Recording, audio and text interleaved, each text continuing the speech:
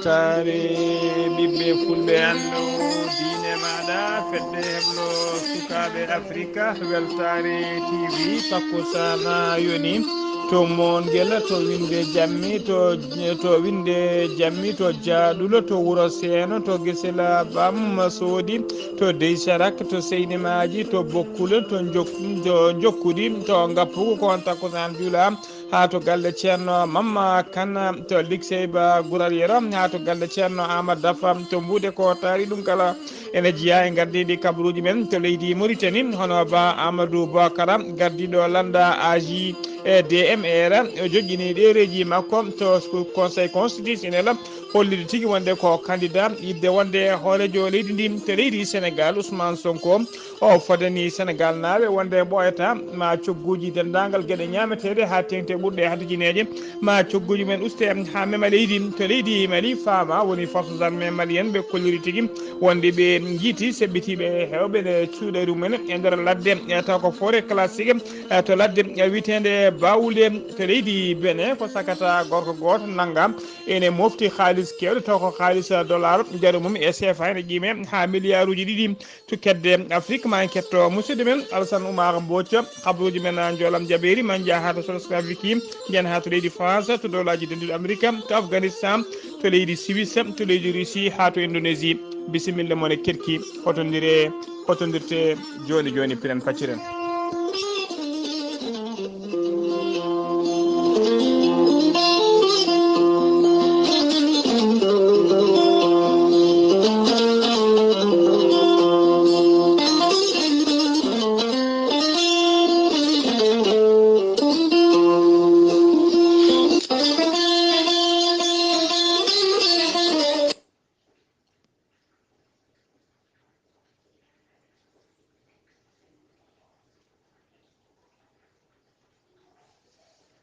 الشيطان الرجيم الذين إذا أصابتهم مصيبة قالوا إنا لله وإنا إليه راجعون Sadaqallahu al-azim ɓatake jam gondaɗo hono Hammadou Samboubu Diallo ko ɓi duttiɗo hono Kadiata Banduru Diallo ko joom suudu duttiɗo Sala Bambi Diallo ko joom suudu duttiɗo Saydou Djibril Diallo ko baɗum duttiɗo to Mboloyela Amadou Boubou Diallo to dowlaci tentude Amérique ko ɓi duttiɗo hono Amadou Demba Rakki Diallo to dowlaci tentude Amérique ko ɓi duttiɗo Abou Samoule Diallo to Ponte Noir kañum woni jettindo ɗo wulagogo ko baɗum duttiɗo eɓe denta kamɓe kala eɓe gullo dendagal bandiraɓe sehilaɓe hoddiɓe kala ustare jinnaɗe mabɓe biyetenoɗo Samboubou Mamadou Diallo ko jamma hanki o hawri ela dial to jamma hanki o hawri ela dial to Demba Thila sanga 10 heures ko ñalawma hande o wira toon to Boloyela eɗen mbiya tan nde Allah yurmotomo yaafomo harnamo aljanna kanko e dendagal mayɓe julɓe kala allahumma amina jayde weltare ɓiɓɓe fulɓe andu diine maɗa weltare TV e gardogol sardolle sare eɗen pecca sunare fati dendagal ɓesgu makko kala nde Allah yurmotomo yaafomo harnamo aljanna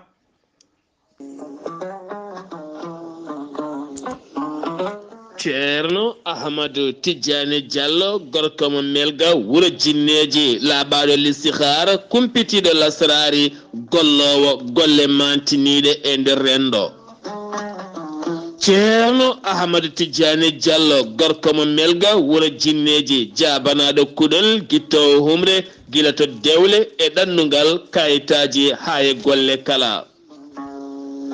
Ceerno Ahmadou Tidiane Diallo bittuɗo leɗɗe hayɓen kollaɓe cafrowo yoga e ñabbuji cuuretoɗi e nder ɓalli kono kadi cafrowo fibron kono ne kadi debbo donkude ɓesnude caɗele gorago emo seyɗani memi kala ceerno ahmad tidiane diallo holto tawete hande o wo tawete koto paris laamorgo leydi france sa yiɗi jokkodirde laaɓaɗo kuɗol kumpitiɗo lasrari yanke kumpitiɗo listihara jokkodire e tongode makko sa yiɗi jokkodirde e tongode ceerno ahmad tidiane diallo gorko mo melga wuuro jinneji mbatta ko 00 336 04 04 66 27 ko tongode makko leydi france ene waɗi whatsapp musidɗo makko giɗo makko ene tawe to Dakar laamorgo leydi Sénégal ene wiye ceerno Abdoulahi Diallo sa jokkodire on batta ko 00 221 77 714 94 15 musidɗo makko giɗo makko ceerno Ahmadou Dia jeyade to leerade taweteɗo toon to Dagana ha to Rosso bas on noon sa yiɗi jokkodirde mum batta ko 77 537 79 28 musidɗo makko miñi ko giɗo makko ene tawe to Noksoda laamorgo leydi Mauritanie woni ceerno Siré Diallo sa jokkodire makko kanko ceerno ahmad tidiane diallo gorko melga wuuro jinneji mawrokke tongode ona musidɓe tedduɓe laaɓaɗo listihar kumpitiɗo lasrari e dow moɗona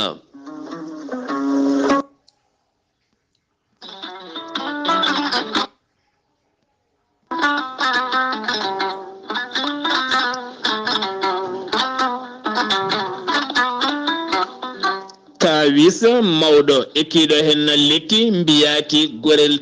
gorelte ko ha ko moƴƴo iwruko to kordi noro ari ko wallude e safrude ha moni kala yiito hen hoore muɗuma ɓen hutortoɓe gorelte mbi'i alhamdulillah yoga hen ko joguinoɓe ñabboji kawdiɗi no feewi yogay docteur e mabɓe kolliti hol o safara mon jiituɗon a neɗɗo tuƴiɗo joguiɗo AVC jogui cardiaque ƴiƴam dogata e ɓandu mum ɓandu jaaɗoru ɓandu wuloru prostate yogay ñabbuji goɗɗi kala hay janowo kala mum de so jokkodire gorelte ma yiito hoore muɗuma gorelte ko ha ko moƴƴo iwruko to kordi noro ari ko wallude e safrude ha moni kala tina hoore mum a yittat ko jamireɗa mbaɗa e ndiyam ngulɗam aɗa yara aɗa yiito cellal ɓandu maɗa so tawi jiɗɗa ko hebde ko laaɓi ko fati gorelte jahata koto site mabɓe internet a mbaɗa www.gorelte ma janggan hoorema kala muma so tawi noon ko tongode gorelte gonɗa koto Italie jokkodirta koye ceerno Abouli mbatta ko plus 39 339 856 67 39 so tawi noon gonɗa koto Espagne jokkodirta koye Amadou Touré plus 34 643 29 22 96 so tawi noon gonɗa koto Mbour jokkodirta koye Saydou Ndaw 77 388 21 88 so tawi noon gonɗa koto Ndendori jokkodirta koye Salif Diallo 77 901 74 67 so tawi noon gonɗa koto Kaolack jokkodirta koye Khadidiatou Guissé mbatta ko 77 693 55 12 so tawi noon gonɗa koto Jimbe jokkodirta koye Amadou Thioban mbatta ko 77 428 85 88 so tawi noon gonɗa koto leydi France jokkodirta koye Harouna Ngayde 06 50 99 64 43 musidɓe tedduɓe gorelte ko safara tan woni e muɗuma kettode kaburuji mon e demgal pulaar Afrique Asie Europe Amérique Moyen-Orient Océanie jam ñalle mon musidɓe tedduɓe eɗen gona e jaslari sappo e joyi lewru duujal hitande ujunnaji ɗiɗi e nogas e nayyi alarba jeegom lewru saftorandu hitande ujunere temedde nayyi capanɗe nayyi e joyi habaruji mon e ɗemgal pular e sawte he ko musidɗo mon sehil mon Ghali Abouba to karallagal ha mbawon yiiden to banggue nete ɓosoje ko miñi men sehil men Saydou Abouba ko adi kabaruji men noon eɗen dutta duwawuji faade dendagal bandiraɓe guila kay noddunoɓe ha e duynoɓe réseaux sociaux ji aji wannoɓe audioji e arnoɓe kala tawtorede kay wirwinde ha e guenese kala onon taggal kay jaltugol aduna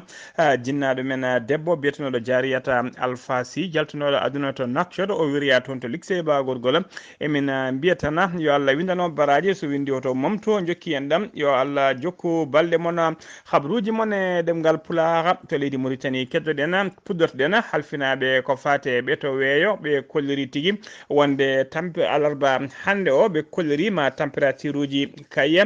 ma alarba hande 15 lewru dujal hitande junnaji ɗiɗi e nogas e nayyi ɓe kolliri ma température uji ɗi kay ko fate nguleki ma teske tigui ene ɓeydi no fewi ha e nder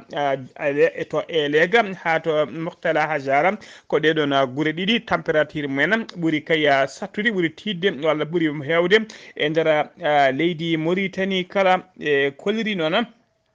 to tawi kay ko toon to elega ma température o yaha to 46 degré so tawi ko Mourtala Hajara toon ma yaha ha 44 degré ɓe kolliri noon ko heddi e nder leydi he kala so tawi koto nema température muɗum ko 29 ha 39 degré so tawi ko Tembedara ko 29 ha 40 degré walata ko 28 ha 38 degré Abdoula Bagourou ko 28 ha 39 degré Bassikounou ko 28 ha 41 degré Ayouna ko 29 ha 41 degré Tentan ko 29 ha 42 degré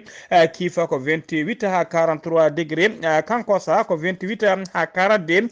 Barkewol ko 25 ha 43 degré kay haydi ko 23 ha 42 degré Mongela ko 25 ha 42 degré Makama kanyumne ko 25 ha 42 degré Mbout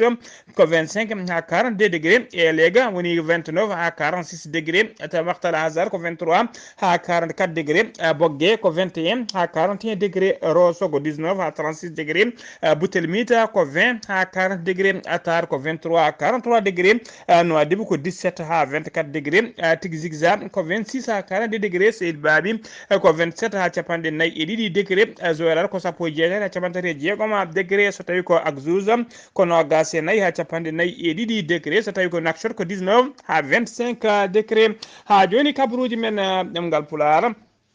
to leydi Mauritanie keddoɗen ha joni ba Mamadou Boubacara ko hoorejo landa dawrugol taw ko landa lunda wiyete ka AJDMAR woni Alliance pour la justice et la démocratie o joƴƴini talata hanki o ɗereji makko hollide kay wonde ko gembiniɗo kay ko fate sumgoji yidde wonde hawleji leydi sumgoji tijjani ñande nogas e jeenayyi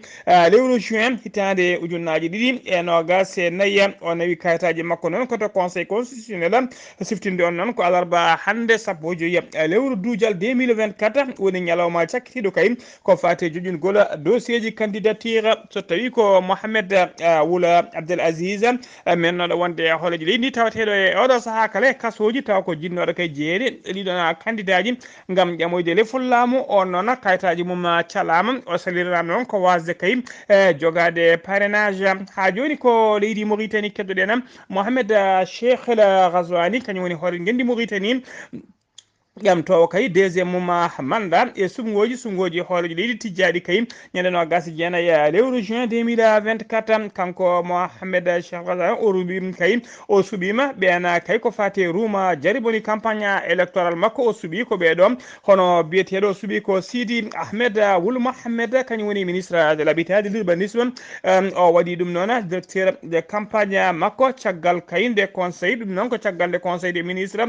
bannoɗo altine ɓennuɗo o caggal ɗum o convoqué on to palais présidentiel o habri ɗum kaye o habri ɗum o haala ɗum kay teddeni fawandi e dow hoore mum ɗi Sidi Ahmed Wul Mohamed noon kañum woni ministre koye ministre uji noon koye ministre uji Mohamed Cheikh El Ghazouani ɓurɗi ɓoyde e nder gouvernement saabu guila 2019 fay joni omo tawe e nder gouvernement he hay sinno kay e kala saaha omo wayla poste uji o woni no jaagogal kalfinaɗo ko fati e juulago woni ministre du commerce caggal ɗum noon o waɗa ministre de l'hydraulique kalfinaɗo ko fati e diƴƴe e sénare ko adi kay komo waɗe jaagogal e oɗo saaha joni ministre de l'habitat woni kalfinaɗo ko fati e kotkim e ko fati e l'urbanisme omo yara duuɓi capanɗe joyyi e tati ko kanko woni directeur des campagne ko fati e Rouma Jarriba hoorejo leydi ndi so tawi ko directeur campagne adjoint o suuɓi ko biteɗo Sidi Mohamed Wul Maham kañum woni directeur général port autonome mo Nouakchott omo yara duuɓi capanɗe jeegom jeegoma e ɗiɗi ko fate campagne ruma jaribo ko fate campagne ko fate rewɓe noon o suuɓi ko ministre biteɗo Zeynabou Mintou Ahmeydat on kañum woni ministre de l'emploi de la formation professionnelle on ne ko ɓoyɗo e nder gouvernement he omo yaara duuɓi 4 e jeeɗiɗi ko fate jeunesse noon o suuɓi ko biteɗo Ahmed Ouliyaya noon ko kañum woni président de la fédération mauritanienne de football ko jiiɗaɗo no feewi ko suuɗo omo yaara duuɓi 4 e jeetati Mohamed Cheikh El Ghazouani o fodani noon jeunesse Mauritanie wonde kay oɗo manda makko ɗiɗaɓo mo ƴamata so tawi Allah rokkimo polgu o holliri tigui wonde kay ko sukaɓe woni oɗon manda tigui o teddinirta ɗum ko jeunesse woni ko sukaɓe leydi ndi o suuɓima kadi biteɗo Ahmed Wulsidi Ahmed Dieng on o waɗi ɗum koko fati e kala communication Wul Dieng noon ko ministre de la culture de la jeunesse des sports kañum kadi woni relation avec le parlement omo yara duuɓi 61 so tawi noon koko fati logistique ko Ahmadou Tidiane Thiam directeur général ETR kañum halfina ɗeɗon golle ha joni ko leydi Mauritanie keddoɗen galle lamorgo ngo naksota talata hanki o ɓayyini tigui communiqué mabɓe hollirde kay nomination ngaji kewɗi baɗaɗi toon taw ko chargé de mission nayo wondude conseil ji jeeɗiɗo foof noon koto primature woni to premier ministre so tawi ko conseil ɗi hen goto ne wiye Diallo Oumar Amadou on wonno ko conseiller à la primature e oɗo saaha joni waɗama chargé de mission so tawi ko Mintou El Hadji on ne ko conseillére wonno to primature to o waɗama e oɗo saaha joni chargé de mission goɗɗo ne wiye Aboubacar Mohamed Lemra Bada nayaɓo ne wiye Sidi El Mokhtar Dechaga ko ɓeɗo nayo woni suwaɓe kay oɗo saaha joni mbaɗa chargé de mission toon to primature so tawi ko jeeɗiɗo suɓaɓe kay oɗo saaha mbaɗa conseiller ji ɓe to primature yen goni biteɗo Rabia Hamoudou Abdel Wadoudou wondude biteɗo Vatimetou Bintou Ndiayana e Eli Salema wondude Mohamed Abba Wul Jeylani e goɗɗo ne wiye Ahmed Salem Ahmeyda e goɗɗo ne wiye Ba Diadie Bokara e goɗɗo ne wiye Mohamed Ibrahima El Kori ko ɓeɗo jeeɗiɗo woni suɓaɓe waɗaɓe toon conseiller ji ha joni ko leydi Mauritanie keddoɗen to Rosso capitale régional de Trarza Rosso jaɓɓima batu ardiɓe duwaneɓe leydi ɗiɗi woni leydi Mauritanie eɓe Sénégal batu ngu noon ko talata hanki ngu fuɗɗi toon to Rosso talata hanki o noon to banggue leydi Mauritanie ardi tete Mauritanie naɓe noon ko inspecteur principal de douane hono Mohamed Mahfoud ko kañum woni directeur général de douane mo leydi Mauritanie so tawi koto banggue Sénégal ardi sete mabɓe ko biteɗo Baye Ndiaye kañum woni kañum woni directeur général de douane o leydi Sénégal batu ngu noon cooɗi ko toon to direction régional de douane mo Rosso directeur général de douane mo leydi Mauritanie caggal bismi hoɓɓe mum o holliri tigui jokkodiral moƴƴal douane leydi ɗe ɗiɗi wona joni ɗum fuɗɗi ɓe jewtidi ko heewi noon ka yidde ñasade cehlagal ha tenti kadi e moƴƴinde koddigal moƴƴal e gollodiral to banggue koniyankoɓe faggudu woni to banggue douane hakkude leyɗe ɗe ɗiɗi to Rosso Mauritanie ɗon tacciten to hen to leydi Sénégal noon alarba hande o sanga 3h du matin ko adi salade seeɗa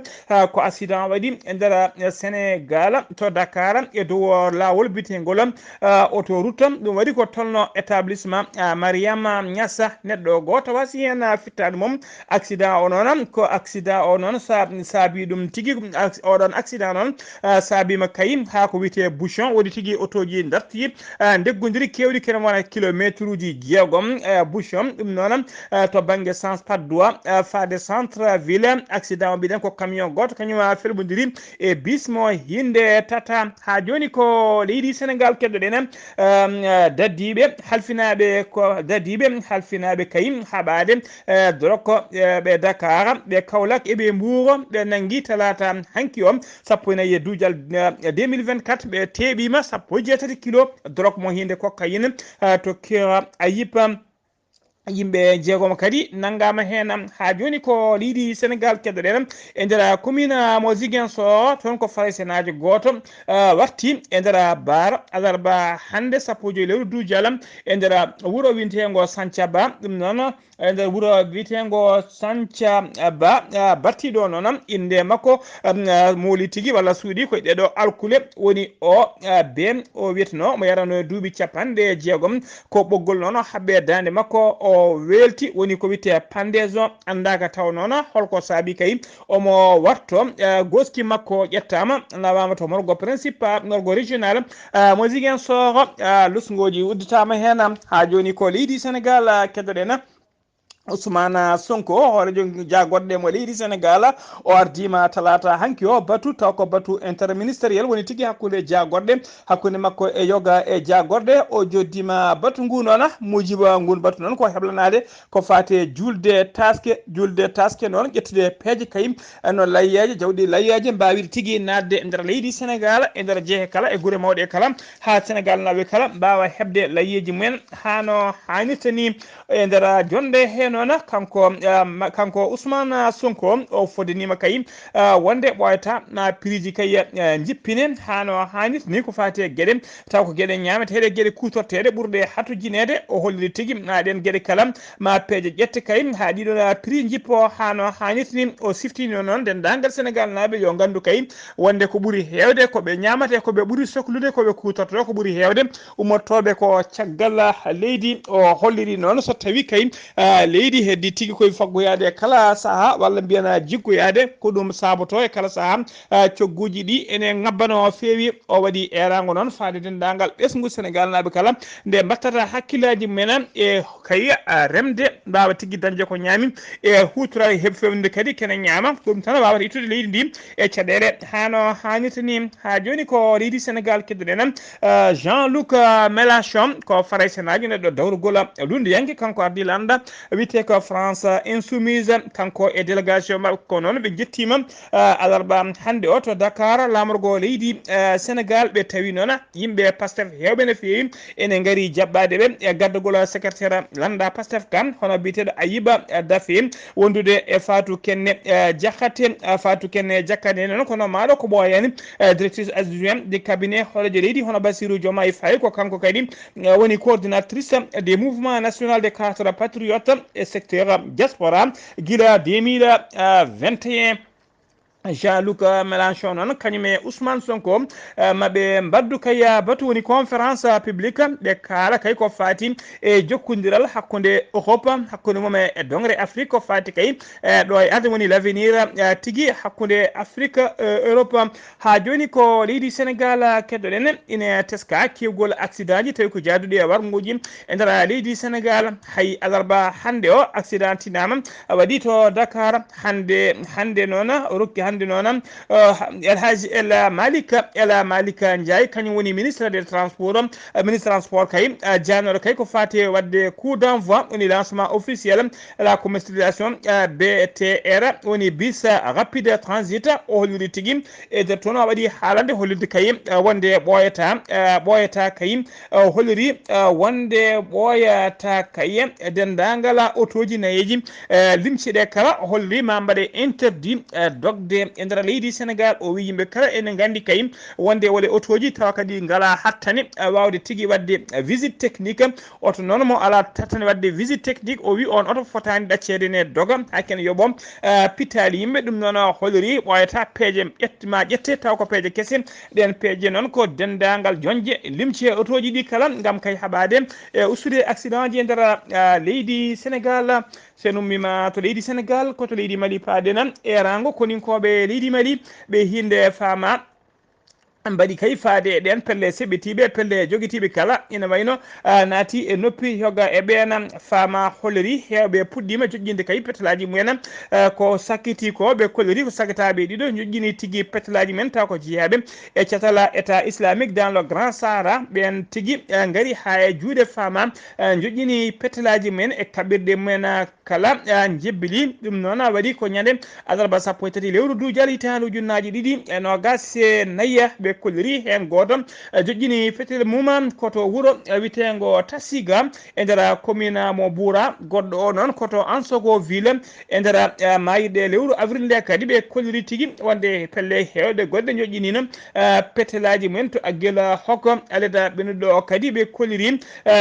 wonɓe joƴƴini petelaji mumen to Ansogo hono no holiri kay communiqué fama woni force armée malienne ha joni ko leydi Mali keddoɗen jiyan ha to ñoxodi Sahela fama ina dari kay no dole mum ponno ittude ñonkoto e haɓade kay bandije pelle jeɓɓitiɗe e sugitiɓe wonoɓe dow laabi kala sahane paddo otoji e dow laabi e dow laabi ko yindina mbadi noon ɓe kolliri tigui ko wayno lawol ummade ñorode Sahel faade Bamako walla ummade hay faade Bamako e kala saaha otoji ɗi ne jane koye ndina mbadi noon kamɓe famaɓe kolliri tigui taw ko fama ummiriɓe to camp El Hadj Oumar Tall walla mbiyana camp mo 42e régiment d'éclairage ɓe jiiti kay saaha patrouille mabɓe eɓe jiiti seɓɓitiɓe suuɗayru seɓɓitiɓe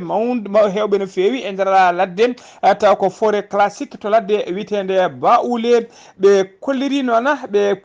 noon wonde kay ɓe teeri ɓeɗon seɓɓitiɓe yo gay mabɓe teɓama ɓe hen kadi ɓe joɓima pittali men diɓɓe noon mbawi dogde payi to kerol hakkude Mali faade leydi Mauritanie ɓe kolliri ɓe keptiniɓe kaɓɓirɗe kewɗe no fewi e équipement militaire moɓe tawi e juuɗe ɓeɗon seɓɓitiɓe ɓe mbawi tettude ɗum koto leydi Benin paaɗen ñande altine ñande jamma altine 13 lewru dujala gonɗen ɗo police mo Benin ɓe teɓima sagata gorko goto ɓe tawi omo jogui haalis jaru mum ne ko 2 milliards woni milliard uji ɗiɗi taw ko franc CFA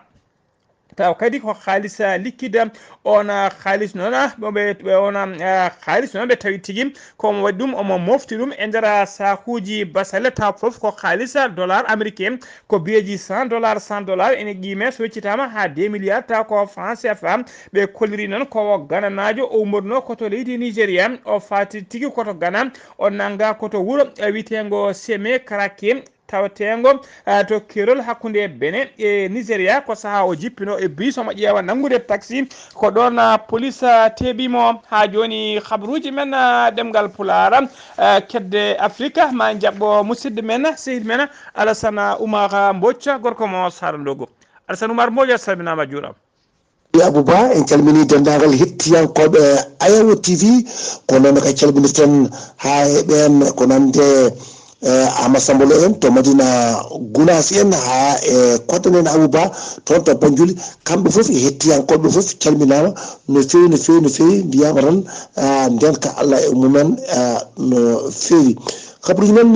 dongre Afrique puɗɗo ɗongo leydi kono Mali ene waɗi leydi kono Mali de caggal kay nde kaldigal wadduno hakkude ɓesgu leydi kono Mali caggal ɗum ɓe gartiri kono rapport mabɓe taw ene waɗi aɓe tongi hen fodde 3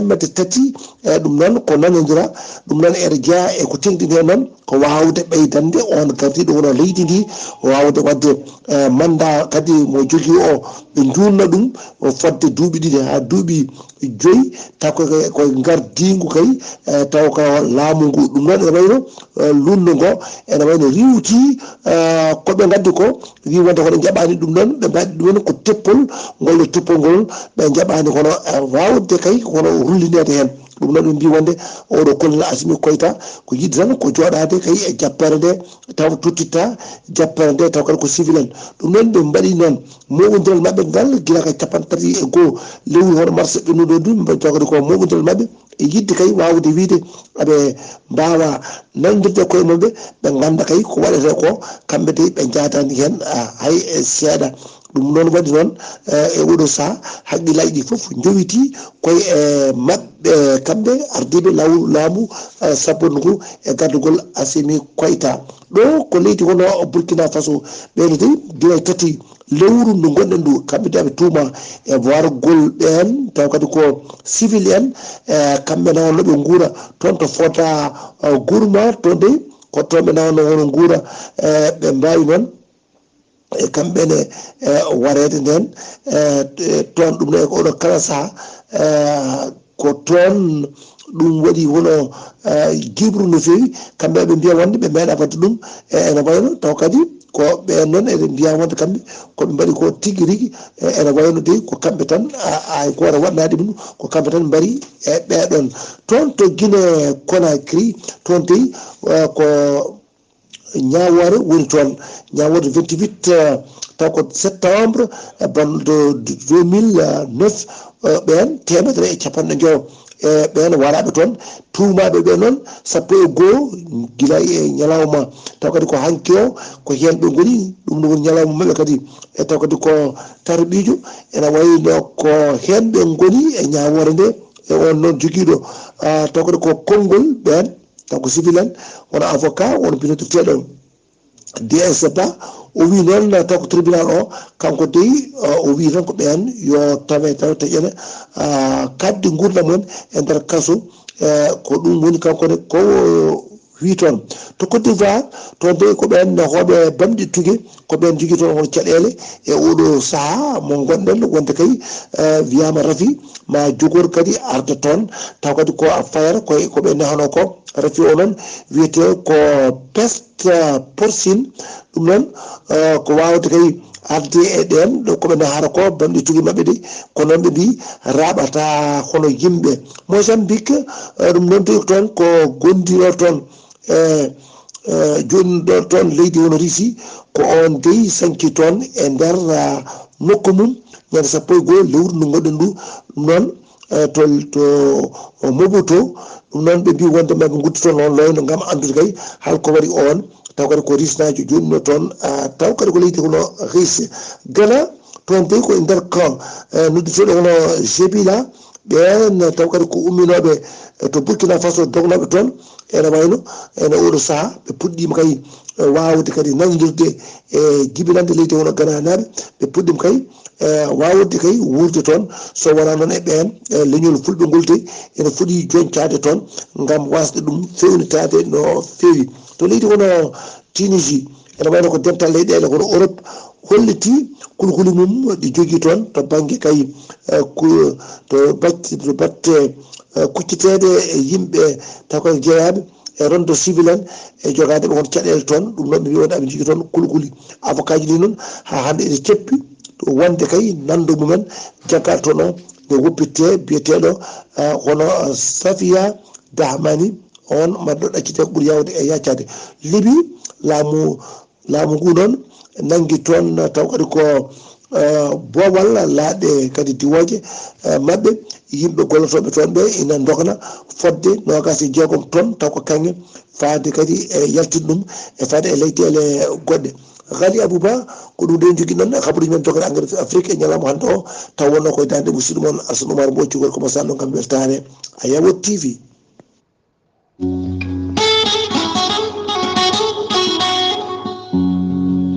gonkay mini andia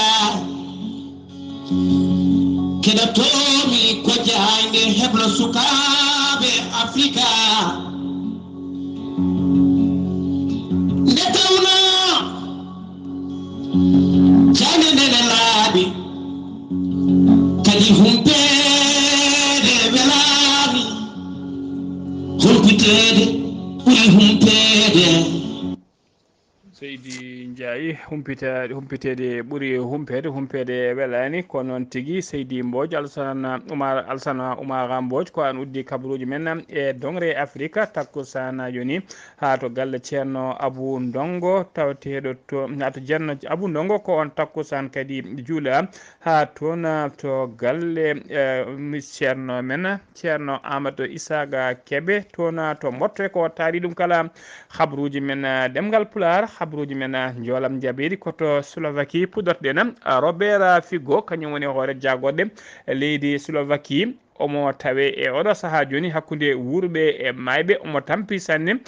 ko pellaɗo noon alarba hande o caggal kayde o yaltuno e batu omo tawe noon e juuɗe safroɓe e mbadi urgence tumaɗo ko kañuma fellima o noon wiyama teeb e oɗo saaha joni ene tawe e juuɗe daɗiɓe on fellima ko kuure nayya koto leydi France paaɗena toonne ko gendarme barmirnoɗo to nokku biteɗo Nouvelle Calédonie o yalti aduna o fiɗano noon ko kurala e hoore mo yarano duuɓi no gasi ɗiɗi o jeeyano noon koye escadron de meluma to sen e marna koto dowlaji dentude Amérique paadena Donald Trump jaɓi tigui kanko Donald Trump noon mennoɗo wonde e hooreji dowlaji dentude Amérique gonɗo kay jiɗɗo ƴamtude lefol laamu e oɗo saaha kadi o jaɓi o felliti noon omo wadda face à face e hooreji leydi ndi hono Joe Biden ko fati kay e sumgoji hooreji leydi noɓe kewi wadde kala saaha ko calinoɗo melew noon kono e oɗo saaha ene wayno tigui o jabti ɗum ɓe kawri noon koɓe mbadda kay face à face laabi ɗiɗi woni premier tour e deuxiéme tour premier tour mabɓe noon face à face mabɓe ɗamina tigui ko ñande nogas jeeɗiɗi lewru juin so tawi ko lawol ɗiɗiɓol ngol ko ñande 10 woni sappo lewru septembre koto Afghanistan paaɗen to rewo Afghanistan ko toɓoji kewɗi ndiyam jaaduɗi tigui e ɓoro kañum tigui woni ko mabɓe toon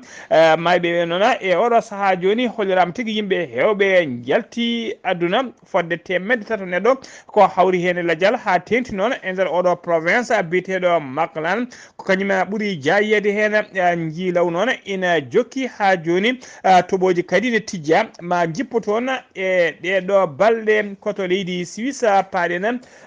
justice mo leydi Suisse ñaawi yandini ñawore mum wonande kay oɗon mennoɗo wonde ministre de l'intérieur jawgal kafinagal ko fate gueɗe nder leydi taw ko leydi Gambie e saaha laamu Yaya Jammeh biyeteɗo Ousmane Sonko kanko Ousmane Sonko mo leydi Gambie o taƴanama duuɓi nogas omo lelo e kaso o ñawira noon koko wiyete crime contre l'humanité e saaha kay ɓe gardino leydi ndi koto leydi Russie paaɗen ministre de la défense mo leydi Russie holliri alarba hande wonde ɓe liiɓi sappo e jeeɗiɗi drone tawa ko drone aji leydi Ukraine ɗi nunno kay yidde bombardoyde dépôt carburant koninkoɓe mabɓe koto Indonésie paaɗen toon ko toɓoji kewɗi ndiyam jaaduɗe yo lawru tawte toon ko famli kala capanɗe joyi neɗɗo wasi hen pitali men fodde nogas jeeɗiɗo woɗɓe ko fodde nogas jeeɗiɗo woɗɓe